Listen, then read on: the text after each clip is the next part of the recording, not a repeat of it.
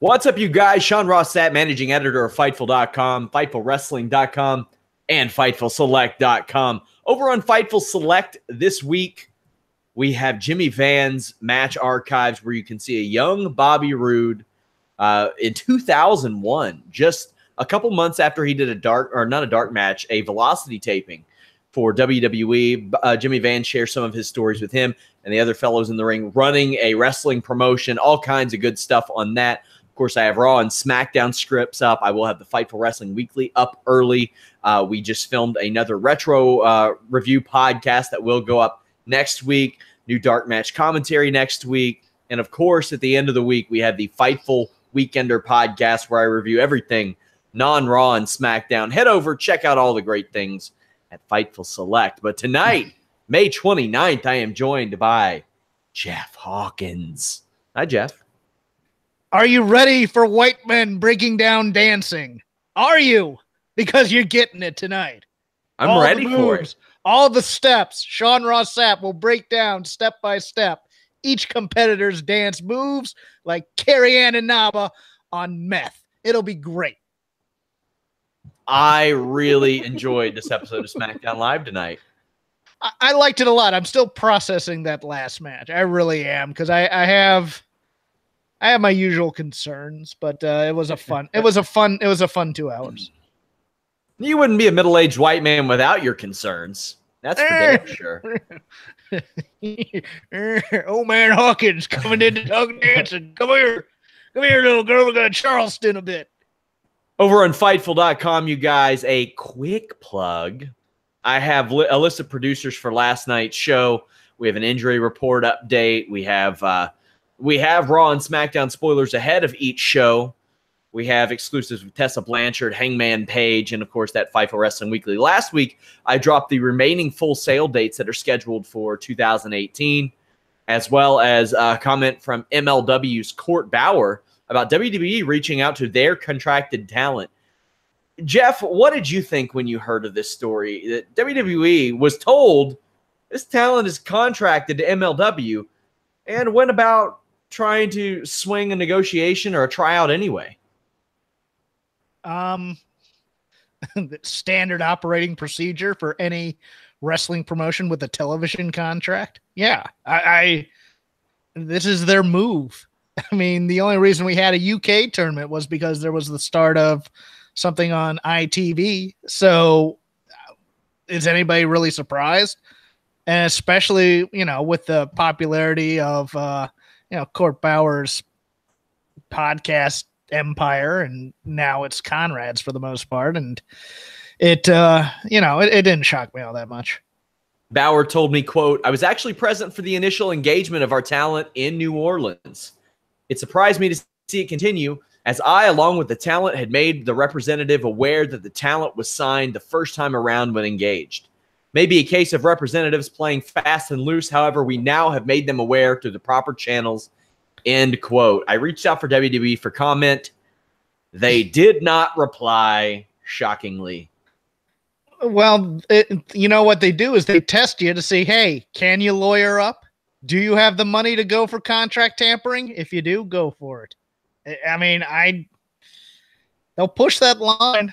I'm fascinated by all the legalities this week. I'm fascinated by that. I'm fascinated by the Oman lawsuit actually going through, as opposed to being settled. I mean, it's if you got deep pockets, good luck. Speaking of, we do post the MLW Fusion episodes as they are released on YouTube. You mentioned the CM Punk, Chris Amon, Colt Cabana thing. They were in court today, a mere 11 days before CM Punk's UFC fight at that. Like, he's about to start cutting weight right now. It's about to get real. Here are a few tweets from Gregory Pratt, who was there at the courthouse.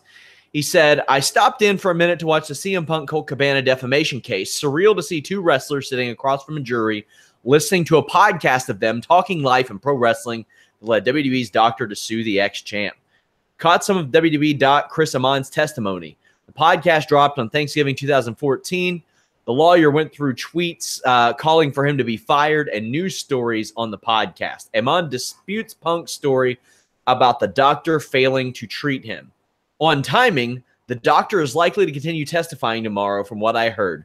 No idea how long the trial will go, but they were being thorough and going through stuff. The jury heard all the controversial podcast episode, including Cabana's plug and upcoming events. CM Punk seemed visibly amused, chuckling here and there at some of the over-the-top things in the podcast, like Cabana saying, "fuck you" to people who might call next week with abrasive questions. I reached out to Gregory Pratt and asked him if it seemed as if Punk and Cabana seemed friendly or at odds, because, you know, there's been much made about that. Mm-hmm. And he said he couldn't really characterize that, but they didn't seem hostile with each other. They have separate attorneys, but that would make sense if they played different roles in the podcast, host and interviewee. Also, he said that Punk looked good and fit ahead of his 225 fight, and that he was mostly serious and attentive, but there were moments where some of the wrestling talk was over the top, or the aforementioned comment that he seemed amused by. Anything about this pop out, stand out to you? I can tell you that when I was at Wrestling Inc. at the time, they, as Raj put it at the time, WWE sent us about 4 minutes of ass shots of CM Punk from that Royal Rumble, trying to prove to us that he did not have staff on his ass. So that's really the only communication I've ever had between WWE about the situation. I don't know how to take that, Sean Ross. I don't know how to take that. I am a little shocked that I'm wondering if Punk's lawyers asked for a continuance or not. I really am, because look, if I'm the lawyers for Amon, I drag this thing out as much as I can on my presentation and keep Punk from training. I mean, if you've ever sat in court for jury duty alone or just that, it is long, it is tough. It is not the easiest thing to sit there, even with the breaks. It is a long day. And if this goes 5-6 days, that cuts significantly into the training. I'm guessing that Punk's lawyers may have asked for a continuance, and Amon's may have balked at that and argued the case in front of the judge not to. That's the thing that stands out to me. I just can't believe he's maintaining a decent training and cutting schedule while being in court for 8 hours a day. I would agree. By the way, your connection is cutting out frequently. It might be my air conditioning. I'm going to go turn it off. Your air conditioning? Mm-hmm. Air conditioning doesn't cut your internet out? No, but it might be affecting the noise in the background, so give me a second. Hot dog. Hot dog. Well, this CM Punk situation will continue to unfold, and we will have updates for you over at Fightful.com. Of course, you can get all of your free pro wrestling news over at FightfulWrestling.com. Wednesday, listen, your boy. I'm sure Jimmy Van's going to have a lot to talk about the Enzo Amore situation, as well as additional stuffs that are going down. But we have SmackDown Live to talk about. Samoa Joe charges to the ring, cuts a pretty great promo after he grabs the ladder from under the ring. I feel like if anybody else cut this promo, it wouldn't be good, but the way that Samoa Joe does it and the demeanor that he has, it makes almost everything good. He tells Bryan to call up Brie Bella, and essentially just takes a shot at his family, references the family. Your thoughts on the Samoa Joe portion of this promo? I would agree. It's one of those things where only Joe can pull off that kind of verbiage with the Jacob's Ladder metaphors. And, you know, it's it's kind of like he's almost putting on like a preacher voice when he's doing it too. So it's kind of it's always, even if the lines are bad. I really liked Bryan's reference, or Bryan's response to this. This is what got me going. Was he just comes out, no music, and says, "I'm going to break your leg if you talk about my family again." I thought that was outstanding. That's what I want in wrestling. I want guys to be actually angry at things that people say to them, and I want people to say things that would actually make people angry. That's all I really am asking for in wrestling, is to build feuds that way.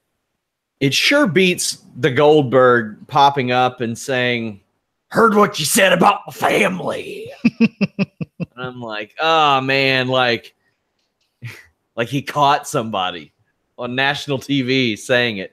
The crowd was loving Daniel Bryan. Yes chants all over the place. Big Cass comes out in a suit with a crutch and says that the match isn't happening because Paige told him he'll face Joe when he's cleared, which is now. And then he cracks Joe with a crutch and throws Bryan into the ladder. I thought this was outstanding from all involved, honestly. I really liked this opening segment. It was just right. They worked me. They worked me on the Cass knee thing, and good on them for doing it. I thought he had actually dinged it on this last tour. That's why your boy hasn't been reporting that. Yeah. No, and it was done very well. I thought everybody played their part quite good here. I liked that the initial shot hit Joe as opposed to Bryan. I think that was a nice little touch as well. So yeah, I had no complaints. One more Fightful Select plug. A sponsor tier member, Alex Andreessen, attended this show. He'll be on the members only podcast, our next edition, and we'll talk about his experience at this show, how he felt about the main event change, a lot of that. He asked me if I had any scoops before he left, and I was like, man, I get him right before showtime. I'm sure he would have liked to have known about this one, though. Backstage, Paige says that Samoa Joe shouldn't have hijacked the show and that Cass shouldn't speak for her. She makes the main event triple threat. We will get to that later, though. Nakamura is backstage carrying around numbers like Ty Dillinger used to do. I thought that was a good touch. A little touch of Bob Dylan back in the day, too. Just, the various things, putting him down. No, I like this. I like that in all the builds for all of Nakamura's matches, for the most part, he's had a very simple, straight-ahead thing that he just continually repeats. If it wasn't need a face, now it's just he's counting to 10, and it's simple and it's straight ahead. And Dillinger is the perfect gimmick for this kind of stipulation to be a sacrificial lamb for Nakamura. So yeah, I liked it a lot. Ty Dillinger has been gone from TV for so long. I did not recognize his hairstyle at all. It was different, like barely longer up top, but I feel like it's been 2 years since I've seen him on TV.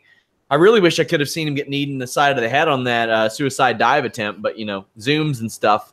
He eats a nasty, nasty axe kick, and Nakamura starts to count Dillinger down as if it were a last man standing match. This leads to a fantastic spot where Nakamura gets to 9, Dillinger makes it to his feet, and then Dillinger counts the 10, because why wouldn't he? That was outstanding. Oh, both of them were great. I really loved the first one with the eye roll. Nakamura's over the top eye roll was just absolutely fantastic on camera. And then, yes, this is very basic, kind of old school storytelling to me. The guy with the 10 count or the 10 with the gimmick. I loved Nakamura counting and just kind of dancing around, not even paying attention to Dillinger during the count. So he doesn't see that he stood up. And as he faces him, gets the double fives right in the face. It was absolutely perfect. You're right. Very, very good. Dillinger then uses Nakamura's taunt and fights back. He gets Kinshasa, though. This was a fun match. Nakamura hits another big knee after and then counts Dillinger out. I just really liked it. It was a good setup match for this last man standing. Ty Dillinger losing to a Shinsuke Nakamura doesn't hurt him at all. He's pretty much bulletproof in what he does anyway, because he is what he is. The irony is, he was one of those guys I heard they never really had any plans to call up. He was to be a player coach, but he got so over that it forced their hand. But did it really force their hand? Because they haven't done anything with him. Still, the main event highlight of his career is appearing at the Alamo Dome as number 10. Mm-hmm. And that was before he got called up. Yeah, but this is probably what you figured the ceiling for him would be with the 10 gimmick. So I you know what, if WWE took actual care and step-by-step storytelling, and maybe this is a new one for them, this was absolutely perfect. I thought this is the type of thing that would get someone invested in a story if there was a progression after this as a way to get to that last man standing match. Dylan will be that guy that one day pins WWE in a non-title match and then loses to him 3 weeks in a row after that. That's what he'll do. Backstage, AJ Styles cuts a promo and basically says he'll be the last man standing. Run-of-the-mill stuff, but I mean, he had this crowd there for the end of it. This crowd was a great crowd, by the way. An outstanding crowd. Hey, the same crowd that got WWE SummerSlam 2000. Our retro review this month at FightfulSelect.com. Then it's time for the real main event of the show. The dance-off. Lana versus Naomi. Naomi brings out the Usos. Did she think that Aiden and Rusev were going to beat the shit out of her? What was her deal? Why did she need backup? I was thinking that there were going to be routines involved. I thought it was going to be like step to the streets or something. I thought everybody was going to be involved in this once the Usos came out. People thought I was crazy saying Lana was going to win this. People thought I was nuts. Playboys, I do my research. And my research is I saw the Lana promos, and I've seen Naomi dance in her entrance every week for a year and a half. Lana's winning. She won. You know what? I am glad that they went against the usual trope that one woman can't dance as well as the other. I thought both of them really did well here. Yeah. And you know what? Even though it makes no logical sense they faced Lana last week and now they healed her this week a bit. They healed her. I liked everything about this segment. It more than surpassed my expectations, which I thought were going to be bad comedy from Lana. Then Naomi kills it, and then Lana attacks her. I thought there was a lot of smart stuff. I loved the delay on the turn by Lana. I mean, you knew it was coming. I mean, everybody in the building knew it was coming, and they delayed it just enough where you thought, well, maybe they're not going. Oh, there it is. Okay, and I like that too.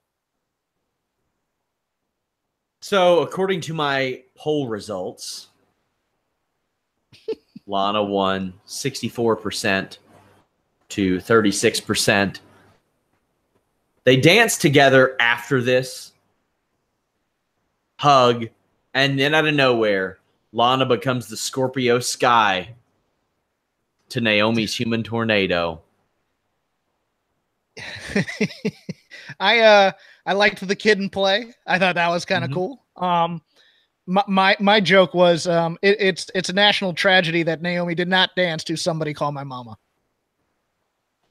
I was talking to somebody this week about how they went to Rupp Arena in 06. I often say that God wrestled 50 minutes from my doorstep and I didn't go see them or didn't go see him. It was Backlash 06. They used that theme for God as well. Also, it was Lamont and Ernest Miller's theme. Yes. That theme got recycled so much. So Ernest the Cat Miller, Lamont, God, Naomi, Brodus Clay, and Cameron all used that. That's getting some mileage out of your theme song. It's actually one of my favorites, and I loved Ernest the Cat and Lamont, especially in that the Rumble. The Rumble spot is one of my favorite things. The Phantom wig was fantastic, where I don't even know if that was supposed to happen. I need to find out, because Lamont, they went to go throw Lamont over, and he didn't go. His wig did, and then they had to throw him out again. It was fantastic. Great stuff. One of my favorite Royal Rumble spots as well. So later on, Lana and Aiden English versus Jimmy Uso and Naomi is made for next week. This comes after Naomi hits Lana in the face with her ass. This is harmless, essentially. Yeah, this is harmless. Let me ask you something. For next week, are they going to pull it that Aiden English blows it for the team and they go back to the turn again? Oh, I hope not. They've got baby faces. They got 3 good ones right here. They're trying to make them heels so bad. Yeah. I mean, I'm on board with Don Callis, who says, please don't be a cool heel. If you can avoid being a cool heel today, please avoid it, because it's really hard to be a babyface in 2018. I mean, I would just avoid that. I would go a different direction. Also spectacalar, when Lana comes out with Aiden and Rusev, the look that Rusev gives Lana when she takes off the cape and throws it at him. And reveals her vagina gear. Did you see that? I didn't even notice the giant vagina on the chest of her gear until someone pointed it out to me.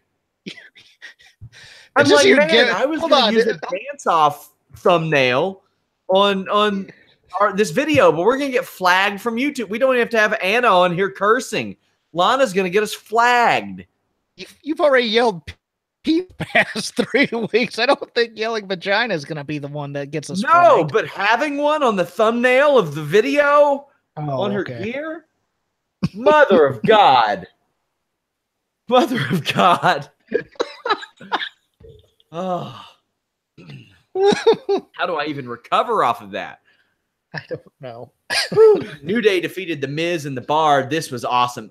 Also awesome, backstage, a blindfolded Miz doing karate to pancakes.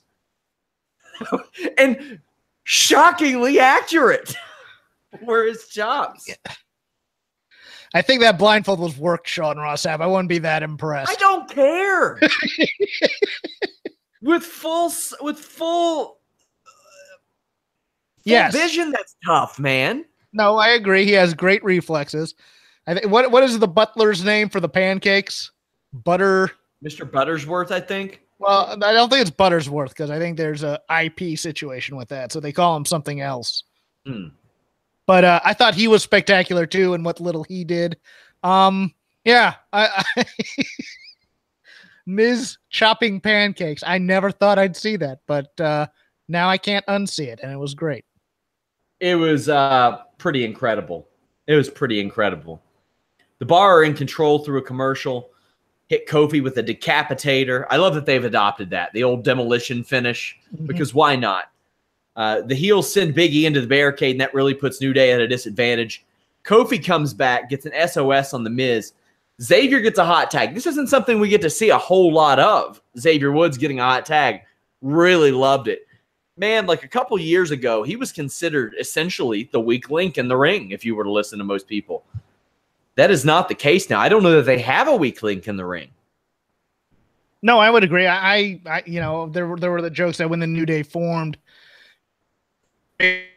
being cut, which I don't know if you agreed with or not, but no, I thought this was a fun sprint, and it was a sprint where a lot of the drama was high spots and 2 counts, but it was still a lot of fun. And I thought all guys looked good here. I think Miz is still very undervalued in the ring in terms of what he does. I thought he was quite good in this match as well, and that spot that Xavier did, whose shoulder did he jump on somebody's shoulders? He jumped off of Sheamus's shoulders in the corner and does a tope con hilo to the outside on Cesaro, popped right back in and hit a tornado DDT on Sheamus. Loved that entire sequence. It was magnificent. These guys, this was a good 6-man tag match. The Bar get a 2 on a backdrop, axe handle. Then Big E reemerges for that Uranagi backstabber combo. Crowd was invested. It was surefire this match was going to tear it up. They would have had to have tried to slow it down intentionally and done that stupid slow it down heat thing for this to have not been good. Sheamus stops a YOLO dive. A Miz DDT pin is broken up. Xavier gets caught by the Bar outside. They send him into the barricade, but they don't stop Kofi's dive. And then in the ring, Big E hits the big ending on the Miz, gets his pin back. A nice transition into that as well. Good match, a good way to get Big E's pin back on the Miz as well, without making Miz look weak because it is a tag match. I thought it helped all involved. Agreed. Carl Anderson and Luke Gallows cut a promo about Anderson's abs, say that they made up with the Usos last week over a beer. That was a nice way to kind of put a bow on why those two teams would maybe get along in future episodes of this show. I like that. It's a nice touch. They then cut a promo about the Bludgeon Brothers, who appear on the screen and say some dumb, incoherent shit.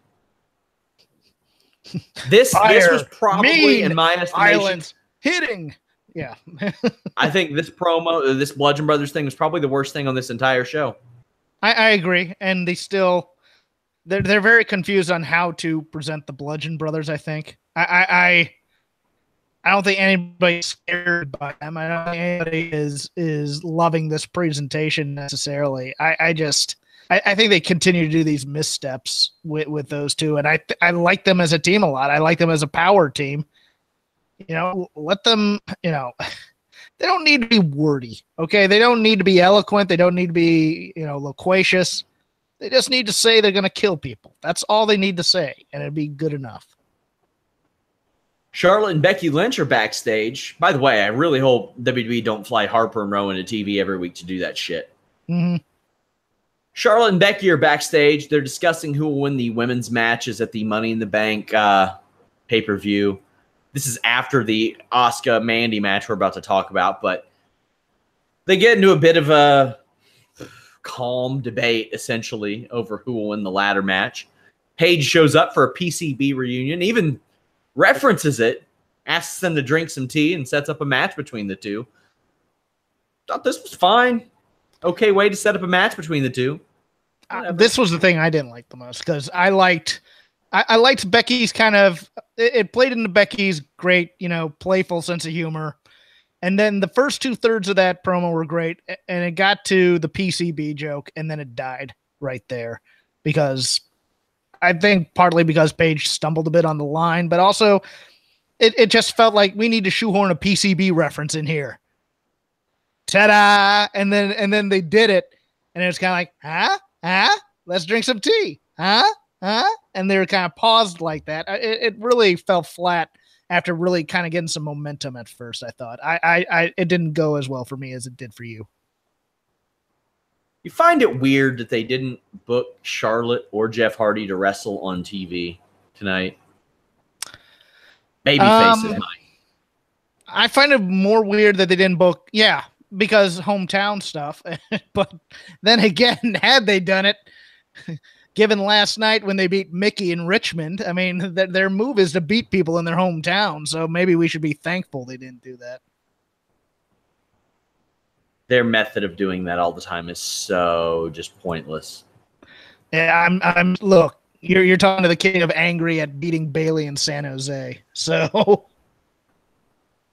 that's a good point. That's a good point. Andrade Cien Almas is approached backstage by Sin Cara, but Zelina Vega is not having any of it.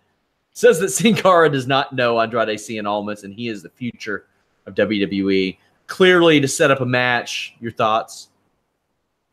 I more or less like this segment. I liked that. I kind of liked the connection between the two, and then you kind of had to pause to deal with whatever Zelina was saying, and then was back to those two a little bit. It's a harmless segment to set up a match that Sin Cara is going to win, and it's probably going to be better than we expect, because I think Sin Cara, when he got the shoe contract, every match he's had since has been pretty darn good, I think. That's such an unusual guy to get a shoe contract, right? Mm-hmm. Yes. Like, man.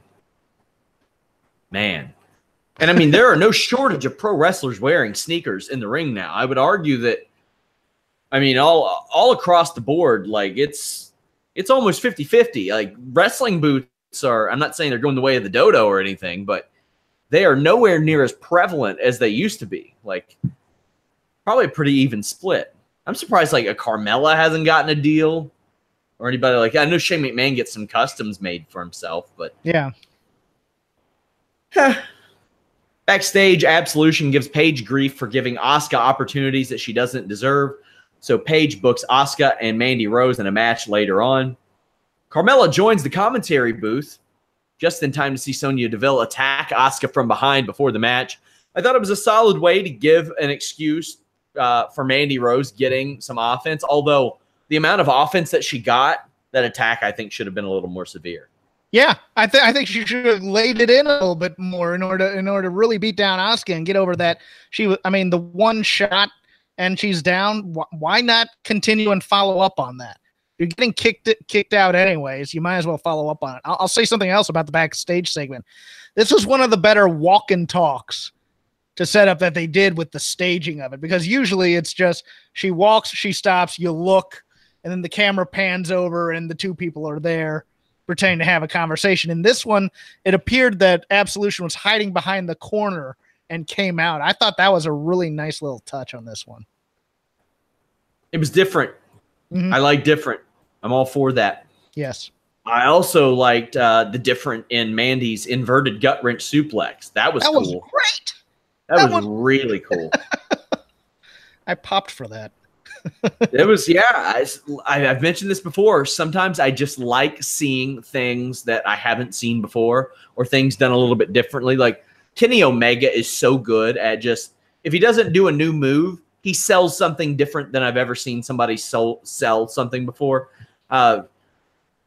Cheap plug for FightfulSelect.com. I watched the Great American Bash 96, and DDP did like 5 or 6 things different than what I saw. Like, he took one of those stunners over the rope, but instead of selling it back in the ring, he fell over the top rope with it. Like, he did it different than everything I'm used to seeing. So shout outs to Mandy Rose for doing that. She controls the action through the commercial break. Asuka pulls the Asuka lock out of nowhere and wins. Really, not a lot of offense for her. No, and it's so weird that they've almost forgot. Asuka's almost a footnote. She's an entrance and a hip check for the most part, and the Asuka lock. I liked Carmella on commentary on this. I thought she was pretty good, especially playing off Corey's apoplectic about his favorite Mandy Rose getting beat up, and he can't have a conversation because he's in such pain watching her get beat up. I liked that quite a bit. I don't like the walk into the ring and just stare bit that they always do. I'm like, Asuka, just kick her in the head. What is keeping her from kicking her in the head right now? And it's and they just play the music and they leave. It's one of those weird idiosyncrasies that they like to do for staging. I get if it's a big match to do that and then walk away, but they keep it there for the staring part way too long for me to buy it. And it takes me out of the build in some ways when they do it like that. No real reaction for this awkward Carmella stare down. Mm-hmm. Because no one buys her as the champ necessarily. So why would they go, oh yes, there we go. This is the match we've all been waiting for. I like her as champ too. I just think that's the wrong way to present her. That's the way you present a Charlotte. And I think that's probably why they did it, is for her to have that kind of false bravado doing it. I just think they kind of they needed to do something in the presentation to indicate that, I guess. I've mentioned this for a long time, but I think that the mandatory rematch clause hurt both Charlotte and Carmella, because like people were okay with Carmella, or I was okay with Carmella winning via Money in the Bank, because I mean, that's what she would do. Her beating Charlotte clean, even with the injury, and you can always say slip on a banana peel, injuries happen, but it handcuffs them into making a top star lose twice in a row. Yes. If they want to start a new champion. Also, it handcuffed them essentially into this Carmella win. Her winning clean hurt her character. Yes. I think it hurt her as a champion, because the idea shouldn't have been to make her a clean champion, make her a real champion. It should have been to make her a fake champion, because that was the line of thinking. Well, remember, they didn't exactly give her a quote-unquote clean win because Charlotte's knee was hurt. It was it was clean, not to them, though. Yeah, not to them. That's to me, if I take an MMA fight tomorrow with Jeff Hawkins, and all of a sudden he gets a shin splint and can't continue, sorry. If we're in the cage, I won that fight. It was clean. I didn't cheat. Carmella didn't cheat. Charlotte, her knee gave out. That was I just thought it was really bad. Money in the Bank qualifying match. Samoa Joe defeated Daniel Bryan and Big Cass, and he will move on to the Money in the Bank ladder match. Early on, I noted even Daniel Bryan's botches look awesome. He called his comeback spot, and Samoa Joe really helped him because he flipped, and Joe did have to help him, and it seemed like time froze, but somehow Bryan got over the back and still took out Big Cass. That looked kind of neat. Yeah, no, it was funny because when they added Cass into this, I'm like, well, good. They didn't give us the dream match right away. They're gonna build for it, and I didn't mind that as much. And I thought Cass held his own in this match. To be honest with you, I don't think he was spectacular, but I don't think he really brought it down too much either. The only way I would have really wanted this dream match to happen on a SmackDown is if it started at the 9 o'clock hour and continued through the entire show. I'm talking like Cena HBK and was it Manchester or London style like that. I thought that was the perfect way to do it. Cass chucks Bryan. Bryan dove onto both Cass and Joe, but gets chucked over the announce table. I loved Cass's way of staring down Bryan after this. It was so menacing, really fit him. Bryan makes it back in the ring, beats down Joe until Cass returns to clothesline Bryan for 2. Cass gets the Empire Elbow, East River Crossing, but Bryan kicks both, then attacks the knee of Cass. We get the Coquina Clutch, but then Bryan bridges backwards, rolls onto his shoulders, which pins Joe's, applies the yes lock to Cass. Joe breaks it up, rewarded by a knee off the apron. Then Bryan cracks Cass with the knee, but gets put in the Coquina Clutch, and Joe wins. I thought, WWE does triple threat matches really, really well. Multiple person matches really well anyway, but I understand that you have some concerns. I think Daniel Bryan needed to be beat down a little bit more. I think to protect him a little bit, if they're going to beat him like this when he's the hottest babyface in the company right now, other than maybe Seth Rollins, I think they need to protect him a little bit more. They protected Cass, which is fine.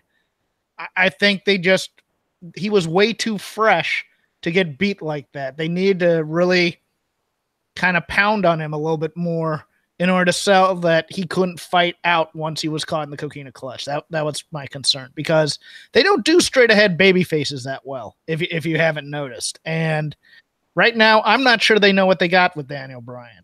I got to be honest with you. I don't think they know how. They think they have Daniel Bryan and they think he's popular. But this version of Daniel Bryan, the ass-kicking, small guy Daniel Bryan that doesn't take crap like talking about his wife and kid, is something special.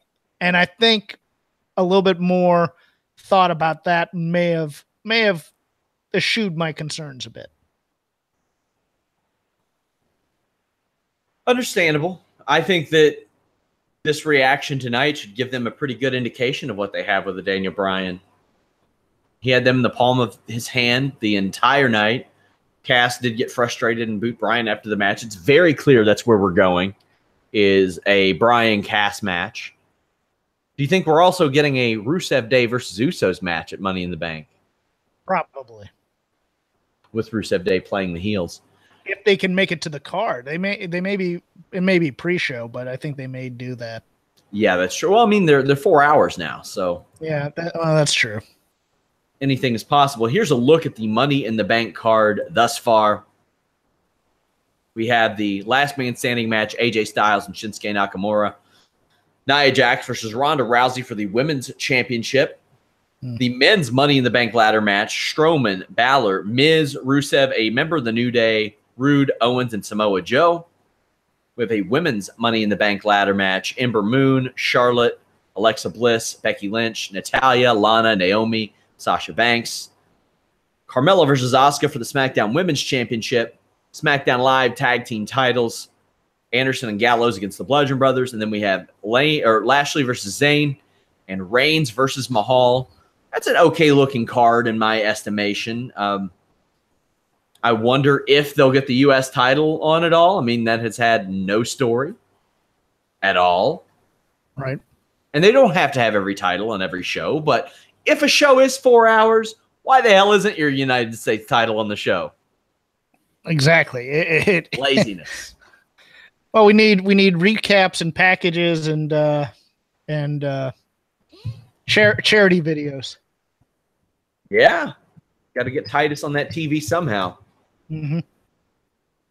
Upcoming weeks of SmackDown Raw. Is there anything you're really looking forward to? I see it as placeholder stuff for the next couple weeks. A lot of 50-50. That's what I'm seeing. Let me. I didn't get a chance to listen to the show last night yet. Thoughts on Sasha being put in this match as the choice in the gauntlet? What did you think of that? The more I see stuff like this and the way that a lot of things are booked, the more I want to slap around the people that said, oh no, they're building Sasha Bailey for SummerSlam. That's what they're doing. It's the slow build. It's the slow build. No build doesn't equal slow build. This match should have happened at WrestleMania. It should have gotten time on WrestleMania.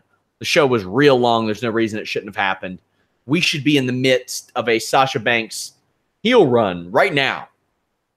Or a feud between Sasha and Bailey right now. I tend to agree. I think, and I also thought Ruby Riott was the call here. I thought, she's been outstanding. She's been so good, number one. Number two, they've been trying to keep, in terms of the Raw side or the people who were in the Elimination Chamber, they've been keeping those women out of the match for the most part, with the exception of Alexa Bliss. So you got a lot of new faces in there. They built her up with wins over Sasha and Bailey.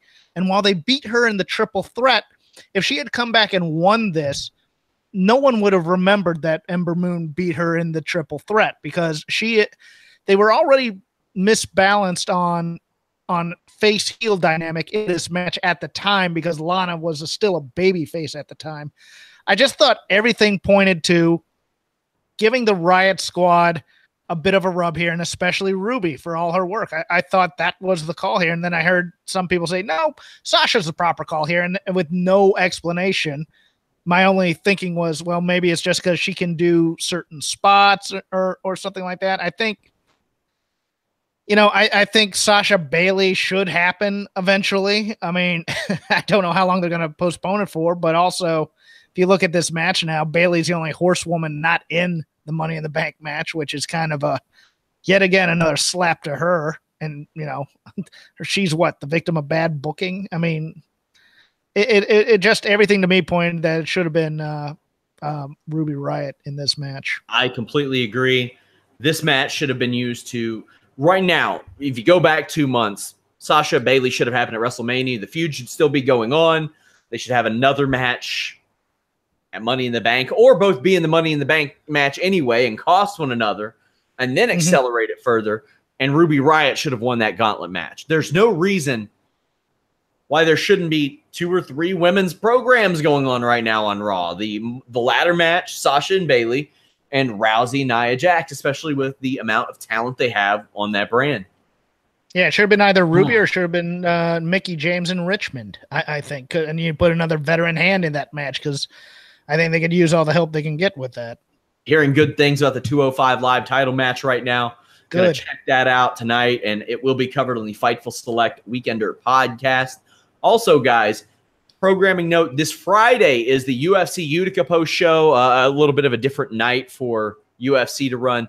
If you are in the Northern Kentucky area, I am calling the action at Premier MMA Championships 8 in Covington, Kentucky. If you want to check that out remotely, it's on Fight TV. Definitely check that out. We've had a lot of Northern Kentucky MMA talent end up in the UFC and in Bellator. So I will be around for that. Jeff, what do you have going on this week? This week, Shake Them Hopes, I think it's going to be me and Mike Spervivi from Wrestling Observer doing an hour on the WWE. Yeah, we should be taping tomorrow. That should be a lot of fun. I am a Spervivi fan. I am as well. Let me ask you this. Any thoughts on Io Shirai's signing for WWE? Well, assuming she gets cleared. Like, that's the thing. She has to pass medicals. And again, that is hardly a shoe-in. Mm-hmm. But otherwise, good. You know what? I'm shocked, because WWE would have never had this many... A third Asian woman? This many Asian women, Asian people who couldn't speak fluent English on the roster. It's like, times are changing. I like that. I think she's going to be fine on NXT. I just think I have no faith in the main roster handling her or Kyrie. They can't even handle the NXT call-ups they just called up to do anything. What has anybody who's been called up done so far? Really? Yeah. Let me ask you, Drake or Pusha T? I'm team anti-Drake, so I'll go with Pusha T. As will I. I've been a Clips fan for over 15 years. Since I was in high school, I've been listening to Clips. Guys, leave us a thumbs up. Subscribe if you're on YouTube. We have Spotify. We have iHeartRadio. We have all that good stuff. Player FM, iTunes. Subscribe. Hit that little bell notification. That helps us as well. Until next time, guys, check out Listen Your Boy on Wednesday. Holy Smoke show aired today. We had like 4 interviews, had pros picks, all that good stuff. Until next time, guys, we are out.